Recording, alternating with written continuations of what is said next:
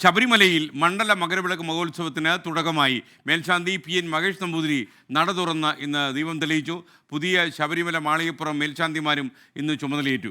വൃശ്ചിക മാസം 1 നാളെ പുലർച്ചെ 3 മണിക്ക് നട തുറക്കും. ആദ്യ ദിവസമായി ഇന്ന് 30,000 തീർത്ഥാടകരാണ് വിർച്വൽ ക്യൂ വഴി ശബരിമലയിൽ എത്തിയത്. തന്ത്രി കണ്ഠരര് രാജീവരുടെയും കണ്ഠരര് ബ്രഹ്മദത്തിന്റെയും സാന്നിധ്യത്തിൽ മേൽശാന്തി നട തുറന്നു.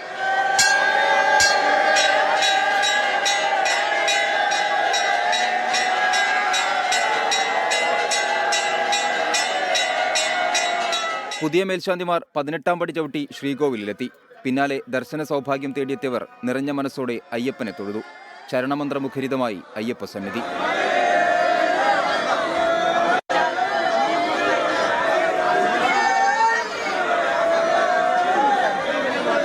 ശബരിമല മേൽശാന്തിയായി അരുൺകുമാർ നമ്പൂതിരിയും മാളികപ്പുറം മേൽശാന്തിയായി T വാസുദേവൻ നമ്പൂതിരിയും ചുമതലയേറ്റു. ദേവസ്വം മന്ത്രി VN വാസവൻ സന്നിധാനത്തെത്തി ഒരുക്കങ്ങൾ വിലയിരുത്തി. കൂടുതലായി വരുന്ന ആളുകൾ ആരും ദർശനം കിട്ടാതെ മടങ്ങരുത് എന്നതിനെ ഞങ്ങൾ തീരുമാനിച്ചിട്ടുണ്ട്. ആ സൗകര്യം ഒരുക്കും. അത് നേരത്തെ തന്നെ പ്രഖ്യാപിച്ചു കഴിഞ്ഞാണ്. ഗവൺമെൻറ്റും പ്രഖ്യാപിച്ചു, ബോർഡും പ്രഖ്യാപിച്ചിരുന്നു.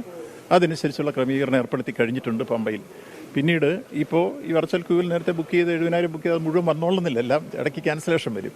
അതിനനുസരിച്ച് മറ്റതിൽ നമ്മൾ മാറ്റങ്ങൾ വരുത്തുകയും ചെയ്യും. പതിവിൽ നിന്ന് വ്യത്യസ്തമായി നാളെ മുതൽ 18 മണിക്കൂറാണ് ദർശന സമയം. പുലർച്ചെ 3 മണിക്ക് നട തുറക്കും. 24 സന്നിധാനം.